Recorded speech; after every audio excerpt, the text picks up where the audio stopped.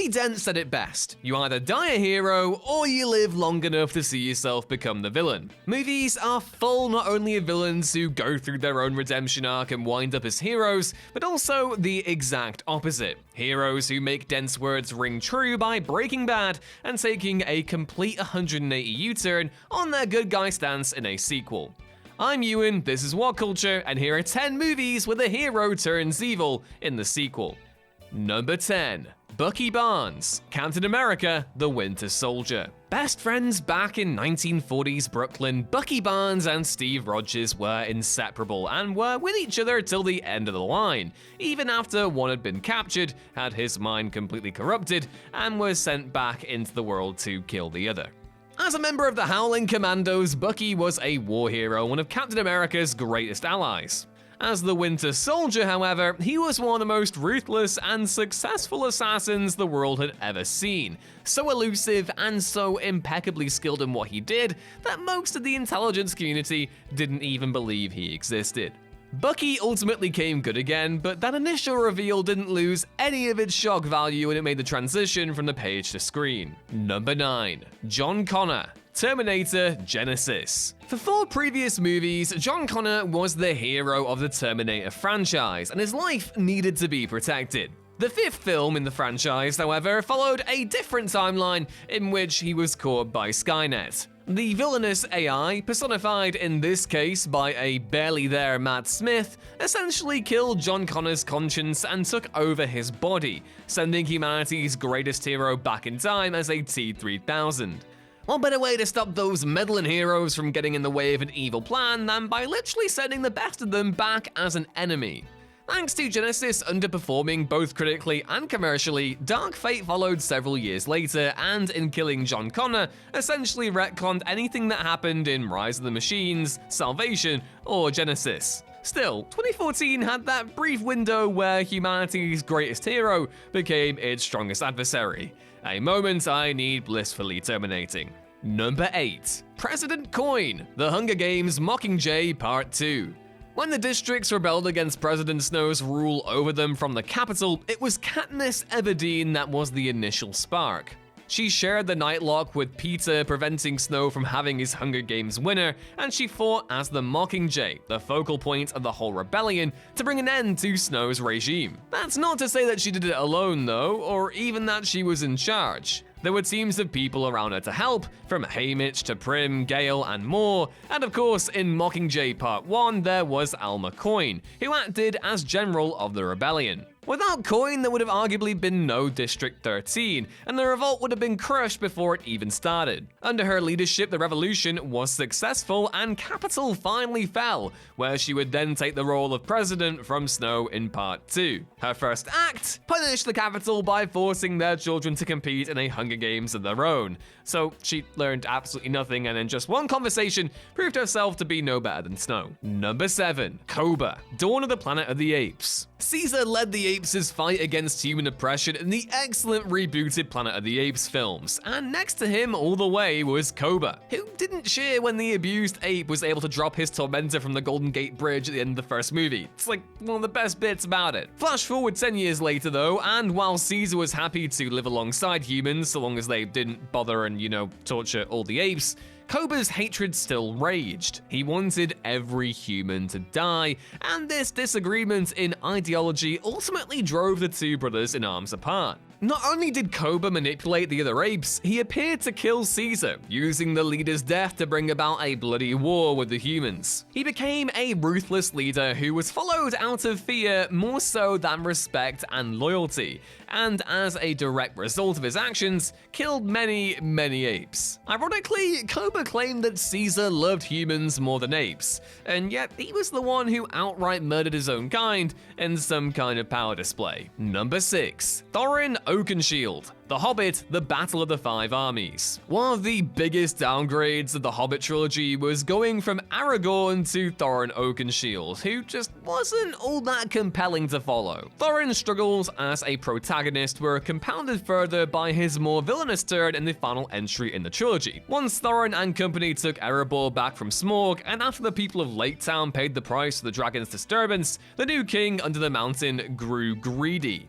He coveted the Arkenstone, and with that came a certain kind of paranoia, and something of a sickness too. He became just as protective of his gold as the dragon before him. He had struck a bargain with Bard too, and he owed the people of Lake Town fair recompense. But instead of paying what was rightfully owed, Thorin locked himself in the mountain and gave himself one more enemy on the battlefield in the lead up to his ultimate death.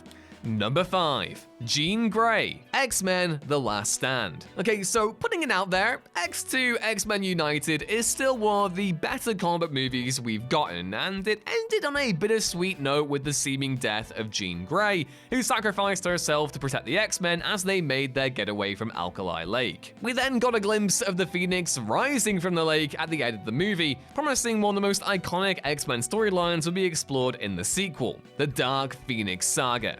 And explored it did, but really amazingly in X-Men The Last Stand, which saw Famke Janssen's Omega-level mutant being taken over by the dark side of her personality and joining up with Magneto. She smoked Cyclops and Professor X along the way to a final confrontation with Wolverine, who then reluctantly kills her to prevent the Phoenix from harming anyone else. Number 4. Letty, Fast and Furious 6. 2009's Fast and Furious is arguably the most forgettable entry in the series, but it is important for a few key reasons. Mainly as it saw the return of Vin Diesel to the franchise for the first time since the debut entry, but also because it placed Paul Walker's Brian firmly in the Toretto family and all the Corona-sipping barbecues that entails. More dramatically though, Fast and Furious also killed off Michelle Rodriguez's Letty, Dom's wife. Letty dies in an explosion after tracking Braga, leading Brian and Dom to rekindle their unlikely friendship and avenge her. Letty stayed dead for Fast 5, but was mysteriously resurrected as an amnesiac mercenary in Furious 6 after an ending tease in the previous film.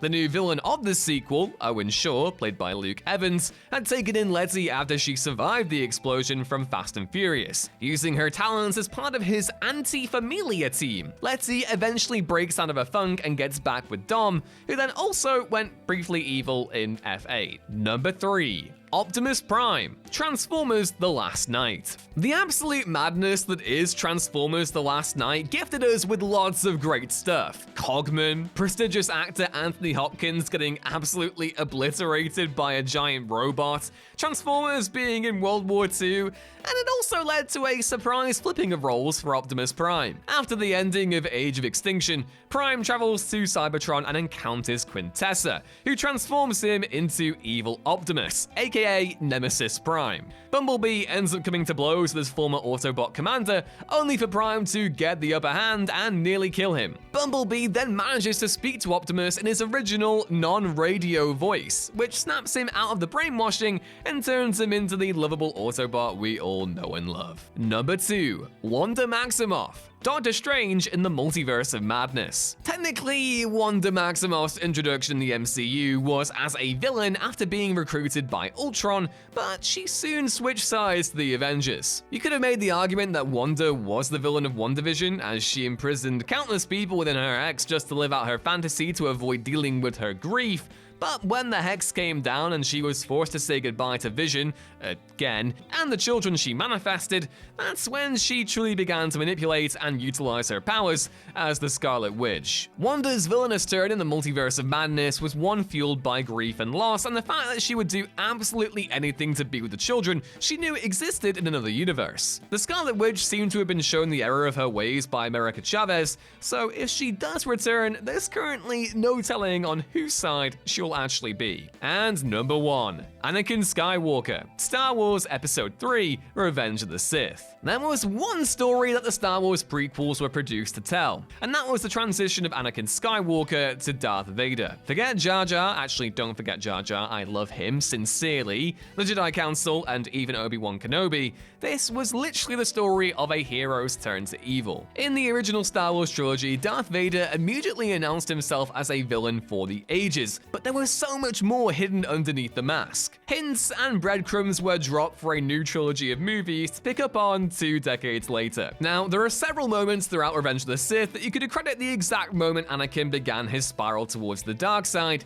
but even in the face of the prequel trilogy's criticisms, they were all put to screen incredibly well. And those were 10 movie heroes who turned evil in the sequel. How do you feel about these villainous turns? Love them? Loathe them? Shout out your thoughts down in the comments section below, and don't forget to drop the video a like if you enjoyed it, and subscribe if you're new. Either way, I've been Ewan, you've been watching What Culture, and I will hopefully see you next time as a villain.